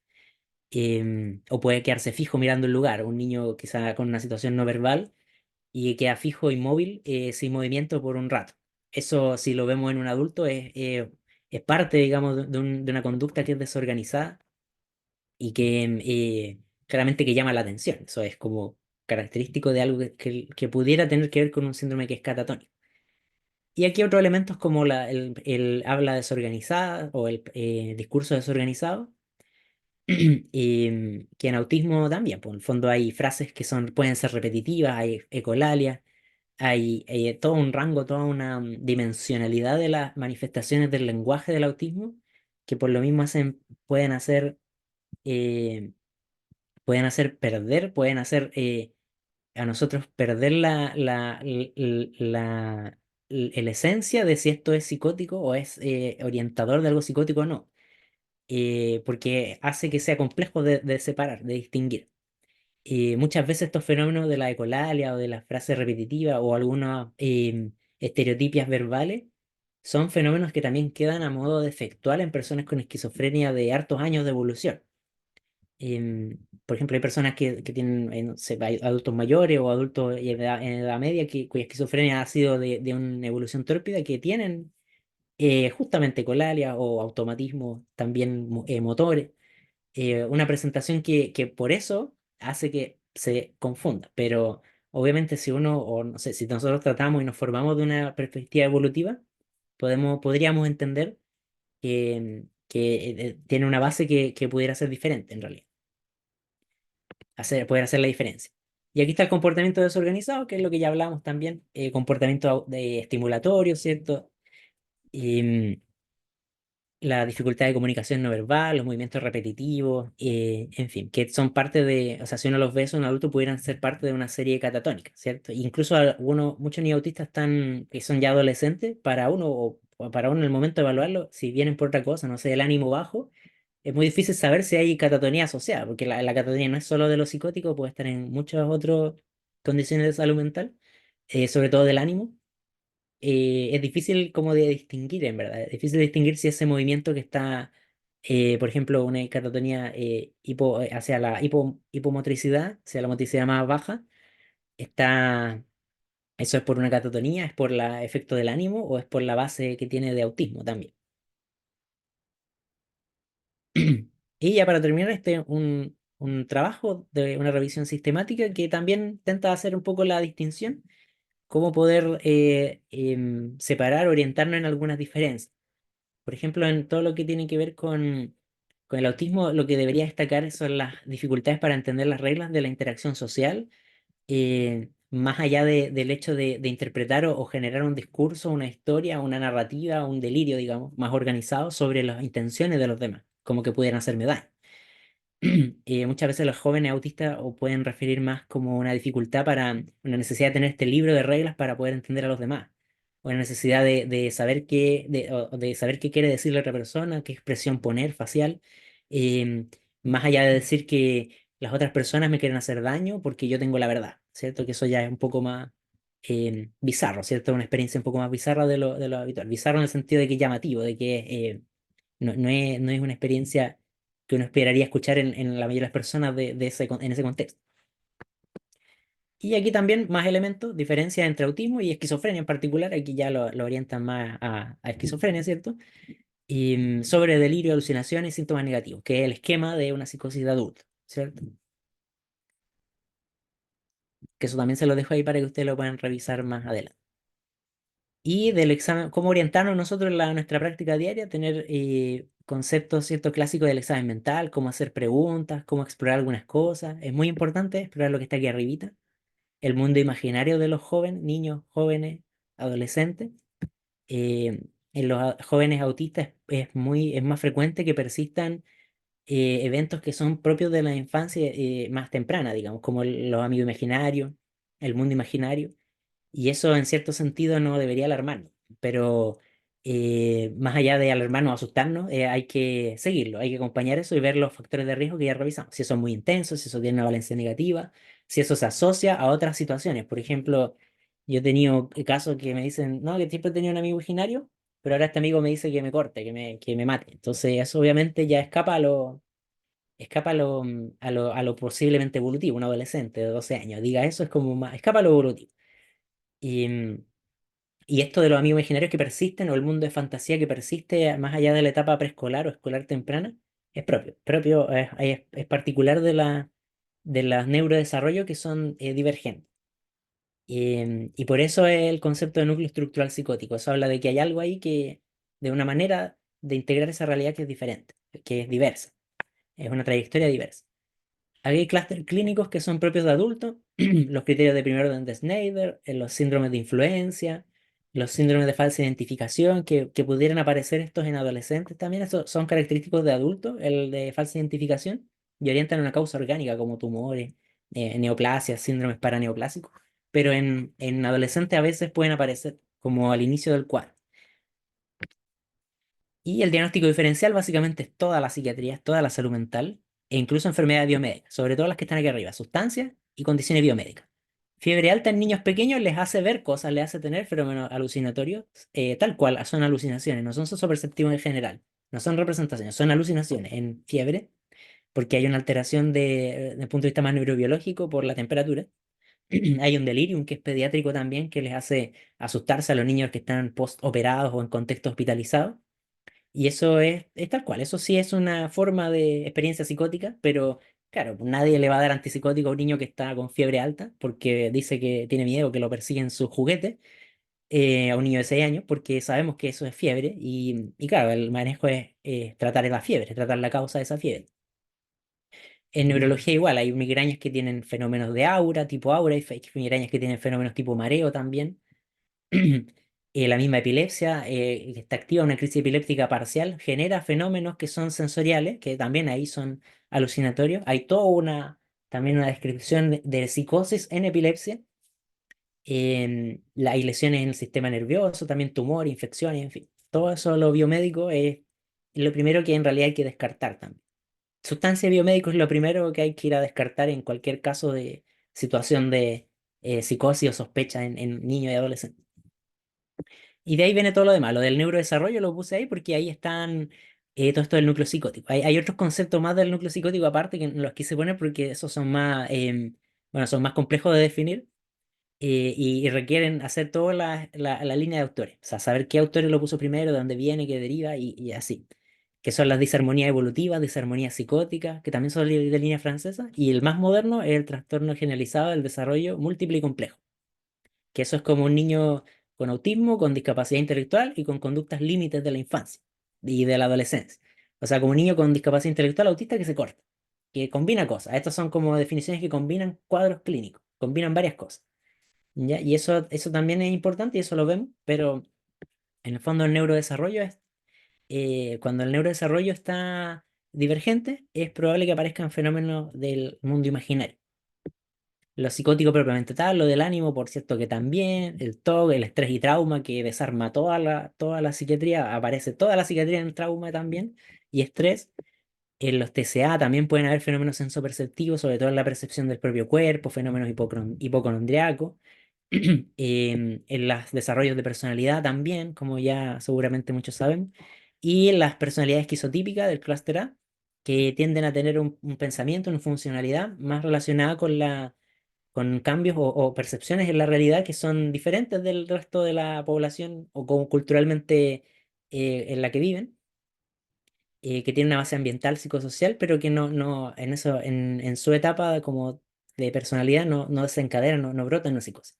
Sin embargo, el trastorno de personalidad esquizotípico es el que tiene más alto riesgo de psicosis, pues es un criterio de alto riesgo de evolucionar a psicosis según el modelo EMAR también.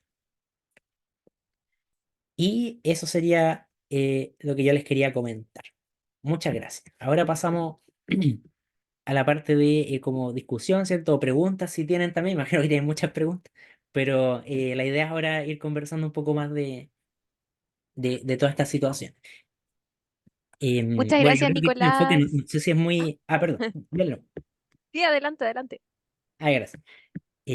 Bueno, yo sé, no, sé que este enfoque puede ser un poco nuevo, pero bueno, muy antiguo teóricamente, ¿cierto? Es muy, tiene mucha historia, pero quizá para nosotros, como a mí, por lo menos que yo cuando yo me estaba formando, me llamó la atención ver que para algunos autores todo esto de la psicosis tiene mucho que ver con autismo.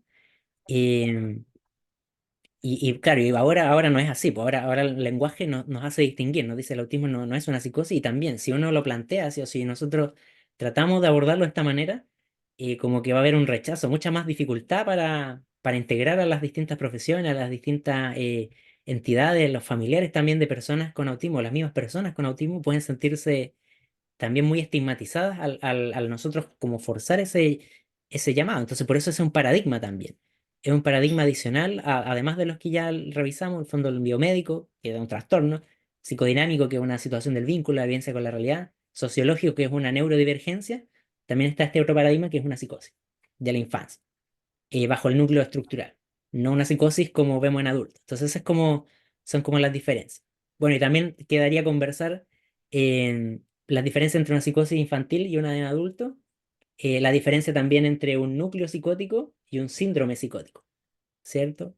El, lo biomédico habla mucho de síndrome, habla de lo que podemos describir, de lo que vemos de afuera, pero el núcleo habla de lo que vemos de adentro, es un análisis un poco más exhaustivo, es un análisis más del desarrollo también, de la evolución, se basa en ver el neurodesarrollo, los hitos evolutivos. Entonces, eh, son enfoques distintos, son enfoques diferentes, y al día de hoy la integración entre estos dos enfoques no existe. No existe. La psiquiatría infantil toma muchos elementos de la de adulto, obviamente, porque históricamente aparece después, pero todo este nivel de integración está recién como apareciendo, está recién apareciendo. Así que eso, bueno, ahora sí, Oye, continuamos. darle las gracias a Nico por su excelente cátedra. ¿Se escucha?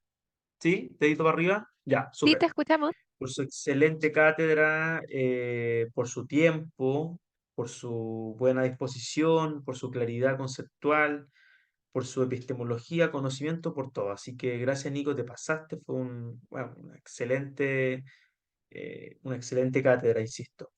¿Te parece, María Jesús? ¿Cuántas preguntas? ¿Tres? Eh, sí, podemos acoger tres preguntas para no atrasarnos Por tanto la con la hora. agenda. Sí, Sí, porque está un poquito pasadito la hora. súper, ahí tenemos tres preguntas. Partamos con Nati Briones. Ahí puede activar el micrófono Nati para que nos diga su pregunta. Hola, buenas tardes a todos. Mi pregunta es que si en un niño que ha tenido un trauma complejo o en niños que han sufrido algún trauma complejo, em, se puede,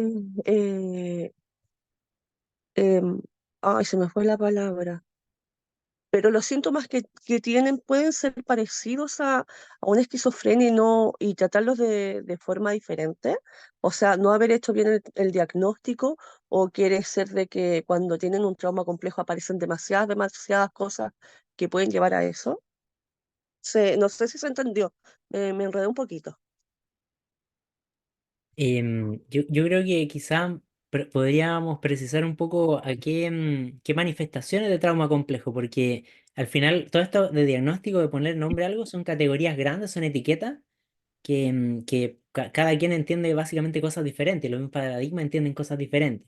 Por ejemplo, un caso particular podría ser definir un niño que tuvo una situación de abuso y que tiene esta edad, X años, 14 años, tuvo un abuso a los 6, lo develó, qué sé yo, a los 10, y ahora tiene fenómenos psicóticos sensoperceptivos. Quizás así podemos orientarnos mejor para saber a dónde va, pues, o sea, Ya, qué es lo que tiene en el momento. Porque hablar como de categoría, de etiquetas diagnósticas, en el momento ya, actual que vivimos es muy ambiguo también, es difícil de precisar.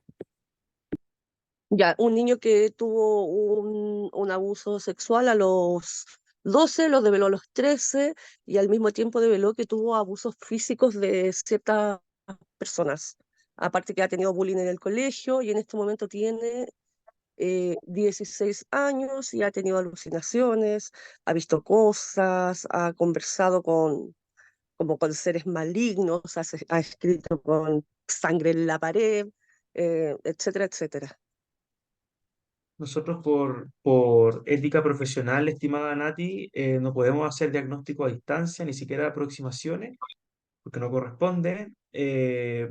Sin embargo, yo a lo que le recomendaría directamente ahí es que usted pueda facilitar el proceso para que acuda a un psiquiatra infantil.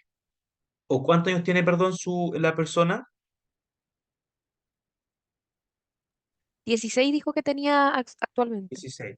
Un psiquiatra infantil, un infanto juvenil. Yo creo que eso es lo más apropiado. Solo para complementar lo que dijo Nico, efectivamente pueden haber psicosis disociativas, ¿ya? Pueden haber psicosis como efecto de un trauma complejo, también puede ocurrir eso sin que eso necesariamente sea esquizofrenia. También puede pasar de que las personas con esquizofrenia se ha visto que tienen altos prevalencias o índices de trauma, trauma complejo, no complejo, de todo tipo de trauma, ¿ya? Sin embargo, ahí habría que hacer un diagnóstico diferencial entre si es una psicosis disociativa o es una psicosis más endógena. Y con endógena me refiero a una esquizofrenia, a un cuadro psicótico del espectro ya endógeno. Yo respondería eso. Perfecto, Rodolfo, muchísimas gracias. Vamos con la pregunta de Raúl. Ya. ¿Aló? ¿Todo bien? Sí. Em, Considerando la pregunta anterior y que tampoco quiero caer en esto de diagnosticar a alguien, al amigo de mi amigo, sí admito de que este seminario me llamó la atención por un familiar y en este contexto mi acotación más que una pregunta no es para diagnosticarlo, sino de que con las dos exposiciones que pudimos ver me queda la duda, pero creo que una duda obviamente que es parte del mismo seminario. ¿Hasta qué punto un paciente que tiene esquizofrenia cuando ya es muy adulto se pone autista, o una persona autista que no tuvo el tratamiento adecuado, generó tantos síntomas psicóticos que ya cuando es adulto se confunden el mismo diagnóstico? Porque pareciera que los dos diagnósticos en su fenomenología a la hora de verlos de manera clínica puede ser lo mismo. Para volver a lo que me inspira un poco esta pregunta, y aquí, obviamente, no hay un problema con este familiar que tengo, no hay ningún problema concreto. Solamente que cuando yo lo miro a él, sí ánimo, obviamente, de diagnosticarlo, porque es un cuñado. eh, Me hago esta pregunta, po. Él de repente decía que escucha voces, que ve seres, es lo que decía antes. Y de repente veo de que en su forma de vivir o de actuar, hay cosas que él olvidó, olvidó restar, olvidó sumar. Me contaban de que él tenía una vida normal hasta los 16 años, 17 años, pero hoy en día veo de que le cuesta aprender. Uno le enseña algo, le plantea algo y el otro día como que se lo olvida. Entonces, en este caso en particular, me hago esta como distinción diagnóstica, de que puede que un paciente autista con un mal diagnóstico, con un mal tratamiento, porque la madre en su mismo me decía de que cuando ella lo llevaba al doctor, los doctores la trataban mal y decían, señora, su hijo está sano o usted lo quiere enfermar. Y la señora me decía, bueno, mi suegra me dice de que ella se daba cuenta que su hijo no era normal y quería que alguien le dijera qué es lo que tiene. Igual entiendo de que eso como más de 30 años atrás era muy diferente a lo que es hoy en día, pero esa es la duda que me genera esta persona en particular, de que era alguien autista que nadie diagnosticó a tiempo y que después puso más psicótico, o era alguien normal, entre comillas, como, bueno, neurotípico, que con el tiempo apareció su esquizofrenia como diagnóstico, se apareció y luego se puso más autista por aspectos de la misma esquizofrenia. Este es como el comentario en general. Claro, pues, o sea, eso refleja justamente todas las dificultades que hay con estos temas, estas temáticas. Hace años atrás también el concepto de autismo no era muy extendido como lo es ahora, por eso la prevalencia ahora está brutalmente disparada. Y antes, de hecho, cuando el autismo se definió por primera vez, bueno, como que organizaron el diagnóstico de autismo, em, estaba dentro de las personalidades, de las psicopatías esquizotípicas infantiles, esquizoide y esquizotípicas infantiles, de clúster A, que es lo que hoy día es clúster A, y no de autismo como ahora lo conocemos. Entonces, en verdad, bueno, eso fue años atrás, 1920 y tanto. Entonces, no es como un concepto muy actual. Aprovecho de hacerle yo una pregunta a ustedes, bueno, más que nada como de curiosidad. ¿Ustedes saben quién fue la persona que describe el autismo por primera vez, así como que lo ordena, lo estructura?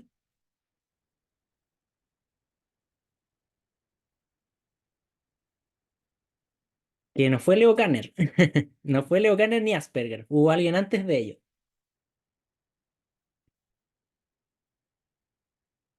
que es una mujer. No, Bloiler no. Bloiler, el autismo infantil. Fue una mujer que era ucraniana, y tenía tiene un nombre extraño, que lo voy a buscar cuando haga la otra pregunta, pero fue una mujer, una persona, una psiquiatra infantil, digamos, que ella tenía estudios en psicosis infantil. Entonces, por eso aparece este concepto, esta estructura de autismo como muy relacionada a lo psicótico desde su origen. Y no porque Bloiler le puso autismo, bueno, Bloiler fue de años antes que esta autora, pero Bloiler habló de adultos, ¿ya? Y lo de infantil es otra línea paralela aparte, de desarrollo aparte. Esta autora también lo que define y lo que dice es justamente lo mismo que comentaba recién la persona, que es que ella observaba a estos niños que eran, o que digamos ahí lo escribieron, Crunia, muchas gracias, ella misma. Lo escribieron, o sea, ella describió a estos niños porque veía adultos jóvenes más grandes también con cuadros muy graves, y que los papás, las mamás decían que de chiquitito tenía dificultades, de chiquitito que tenía alguna cosa. Entonces, eso, esta perspectiva evolutiva no es de ahora, no, o sea, es como que ahora estamos dando vuelta, pues estamos dando la vuelta a algo que ya alguien ya hizo, algo que alguien ya describió.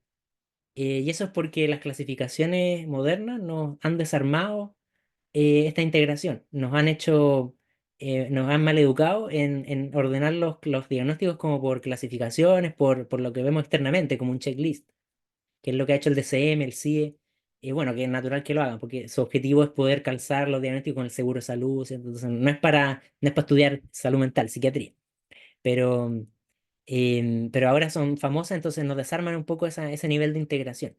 Pero esta autora, define eso. De hecho, esta autora fue tan adelantada a su época que ella también ya definió lo que era el autismo en niñas, en mujeres, en femenino. Ella hablaba tal cual, en niñas diferentes. Y eso se perdió. Se perdió porque obviamente ella escribió en su idioma. En esa época después vinieron las guerras, entonces no. Igual que lo que pasó con Asperger, su literatura se retrasó hasta que fue traducida al inglés. Muchos años después de la Segunda Guerra Mundial. Em, entonces, por motivos geopolíticos, históricos, tenemos un retraso en todas estas cosas. Y bueno, y la primera fue esta autora, así como reconocía. Por eso, por eso es tan buena, por eso es o sea, lo que ella dice es tan bueno, y porque aborda toda esta perspectiva evolutiva que se da la vuelta, y porque ella habla del autismo en niñas, que ahora también es como que, wow, autismo en niñas, wow, deberíamos tener otros criterios, wow, pero ella ya lo dijo hace 100 años atrás. Eso, perdón, continúa. Muchas gracias, Nicolás. Vamos entonces con la última Última. pregunta. Perdonen quienes tienen la manito levantada, pero por el tiempo vamos con Sergio Troncoso, que era el que estaba en la fila. Adelante, Hola, Sergio. buenas noches. ¿Me escucho, cierto? Sí. Sí, Sí, no, primero que todo agradecerle a Nicolás, a Rodolfo, se pasaron espectacular la charla, súper, súper enriquecedora. Mi pregunta es para Rodolfo, en el sentido de que a uno, bueno, dentro del área de la psicología, siempre cuando uno se encontraba con la psicosis, los ramos de psiquiatría, y eso decía, no, esto hay que derivar a los psiquiatras, derivar a los psiquiatras.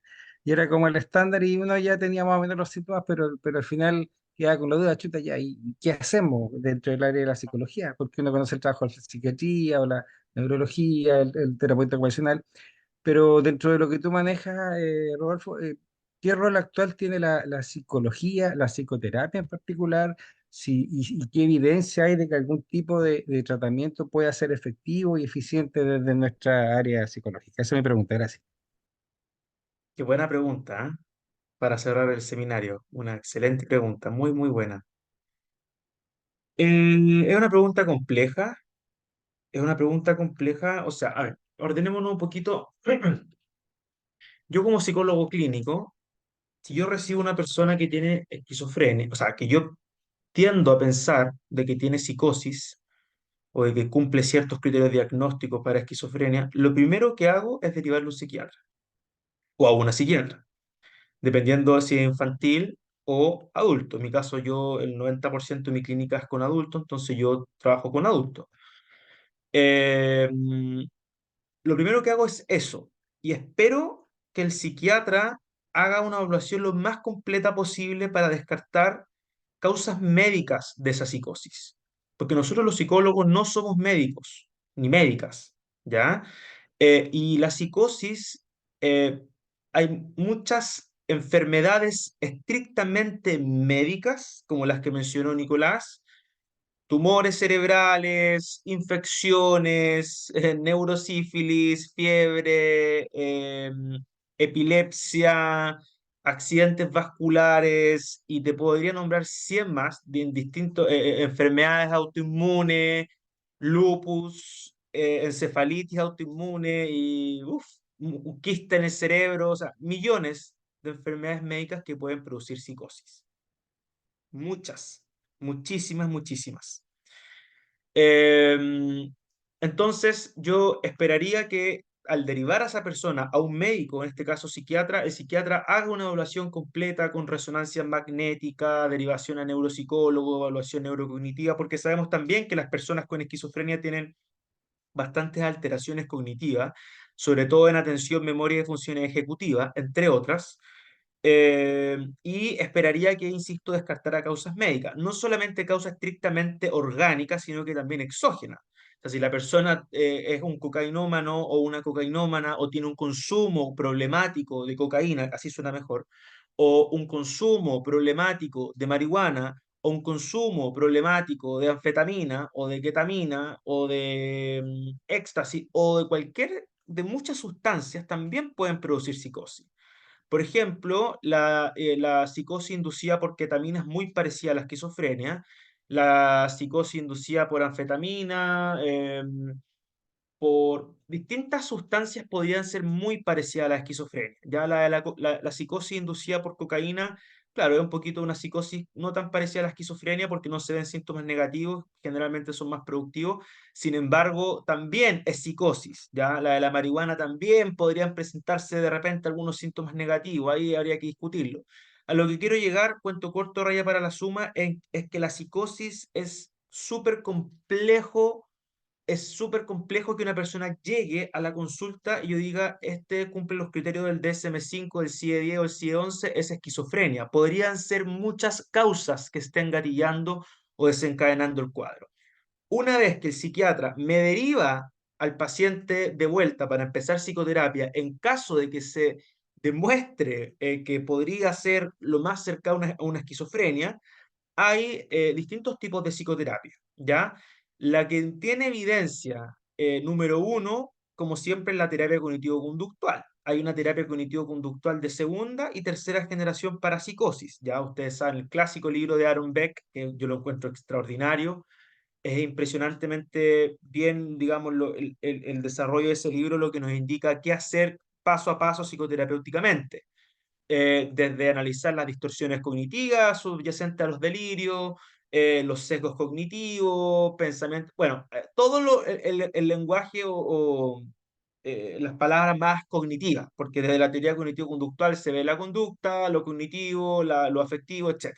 También está en la ACT, ¿cierto? Que es la terapia basada en aceptación y compromiso. Y también ellos involucran mindfulness y otras terapias como sumado a lo cognitivo que también funciona y que también tiene mucho fundamento teórico, evidencial, de papers. Y también, alguien lo dijo en el chat por ahí, existen, por ejemplo, desde el psicoanálisis, existe la epistemología lacaniana. Yo encuentro que funciona extraordinario. Queda corto, ¿ya? Porque ellos entienden la psicosis desde lo lacaniano como una estructura. y una estructura para decir lo que es una, bueno, muy en cuento corto, piensan desde el psicoanálisis freudo-lacaniano o freudiano-lacaniano, que hay estructuras neuróticas, psicóticas, perversas, ¿ya? Tres estructuras. Dentro de la esquizofrenia tenemos la paranoia, perdón, dentro de la estructura psicótica tenemos la esquizofrenia, la paranoia, la manía, melancolía, ¿ya? Lo neurótico usted ya lo sabe y lo perverso ya lo sabe. Ellos entienden la psicosis desde otro paradigma, ya no desde lo genético, no desde lo biológico, no desde lo que hemos estado hablando nosotros. Sin embargo, la clínica es bastante buena.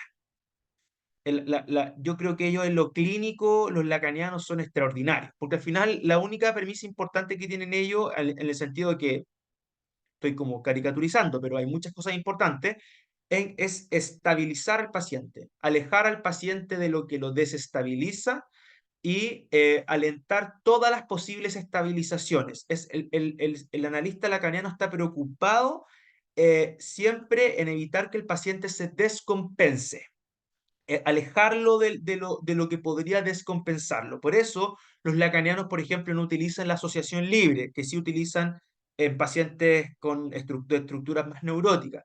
Y lo último, recuerden que, por ejemplo, para Freud, los pacientes psicóticos no eran analizables porque no entraban en transferencia. ¿Ya? Decía que los niños, y creo que las personas de tercera edad, bueno, no cumplían los criterios para ser un analizante, para ser una persona que pudiese entrar en transferencia. Sin embargo, Lacan, que es psiquiatra, hizo su tesis doctoral en paranoia, en psicosis, Lacan de alguna u otra manera viene como a cambiar esa perspectiva y viene a generar una clínica de la psicosis que yo creo que funciona muy bien. ¿Ya? No tiene evidencia porque es muy difícil que algo lacaniano tenga evidencia a nivel de paper, pero sí tiene lo cognitivo-conductual. Bien, pues, así que con eso sí terminamos. Perdón, nos retrasamos harto, pero yo sé que se van a llevar una información rica en epistemología, van a repensar las clínicas y lo dejamos invitado al curso. Ahí van a poder hablar mucho más, o sea, van a poder ver mucho más y van a poder conversar mucho más. Buenas noches. Gracias, María Bien, Jesús. bueno, para cerrar, muchas gracias a los expositores por su presentación. Y a continuación, no sé si ustedes quieren dar algún mensaje final em, como para cerrar y dejar invitados a todos los participantes al curso. Nicolás, Rodolfo. Sí, sí, bueno, primero que todo agradecer por la atención, por la convocatoria. El entusiasmo también, yo creo que estos temas son muy, bueno, son casi tabú en el tema de la salud mental infantil. Em, yo creo que antes de como negar y decir, no, que esto no puede ser, o sea, el autismo no es una psicosis infantil y es como negarse a los paradigmas que existen y que es lo que hay en la teoría, lo que está descrito, es un paradigma más también. Y que claro, no es quizás, no es lo habitual, no es lo más frecuente, no es lo que aplicamos para trabajar en el día a día. Desde el abordaje integral, desde lo psicopedagógico, lo escolar, lo fonoaudiológico, ¿cierto? Pero ¿qué pasa cuando los niños ya o adolescentes son más grandes y de verdad se nos desorganizan? ¿Qué pasa cuando se nos pone psicóticos de verdad? Pues, o sea, ¿qué ocupamos ahí?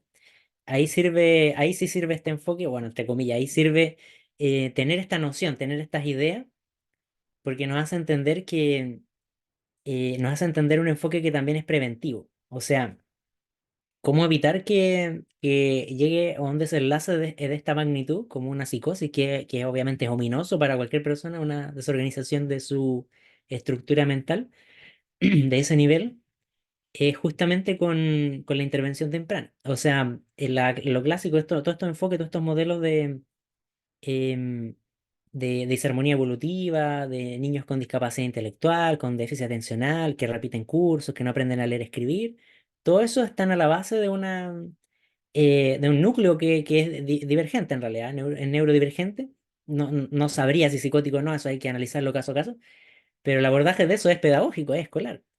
Es que los niños se pueden integrar a su colegio, pueden ir al colegio, no los discriminen, no se cambien, no se tienen que cambiar sí o sí de colegio porque en el colegio se porta mal, los retan, lo suspenden, no, sino que tiene que haber un abordaje, un acompañamiento que es real y al final las personas que hoy en día están manejando estas cosas, abordando estas cosas que le llamamos, acá le pusimos psicosis infantil, son los colegios, son los profesores, son las personas que van al colegio.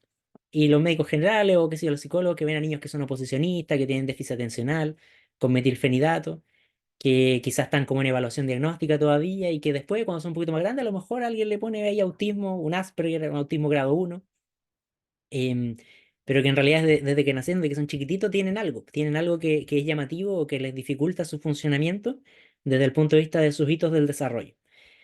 ¿Para qué decir niños que tienen comorbilidades múltiples o enfermedades genéticas, enfermedades metabólicas, ¿cierto? Neurológicas, que en eso sí, pues ahí hay una base estructural, núcleo psicótico que es orgánico. Porque la complejidad de ese abordaje o el compromiso de ese sistema es múltiple.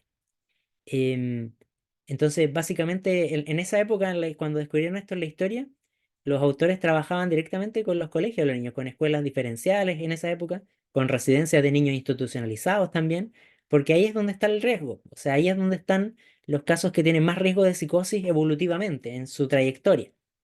Em, Porque así se previene. No dando la vuelta, bueno, obviamente igual hay que hacer hospital, hay que hacer hospitales de día, tener todo este abordaje, pero ese es el abordaje que es terciario, ¿cierto? Es como un abordaje reactivo a lo que ya pasó.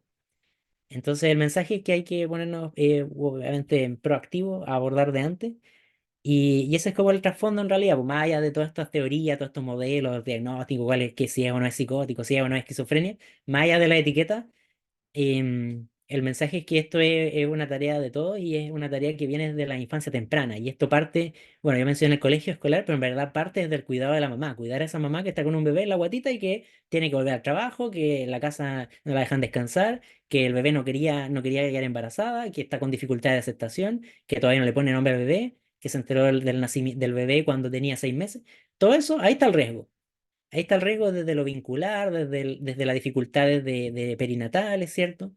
Em, Incluso desde dentro de la guata de la mamá nosotros podemos saber si ese bebé tiene algún riesgo desde el punto de vista del desarrollo de su pensamiento. Entonces, eso al final lo más importante es darnos la vuelta en todo este ciclo, porque esto es cíclico, es darnos la vuelta más atrás, ir cada vez más atrás. Probablemente el foco ahora está en esto de los EMAR, que es en adolescentes. Después va a ir más hacia los colegios, a integrarlo hacer un abordaje mucho más integrativo en la parte educacional.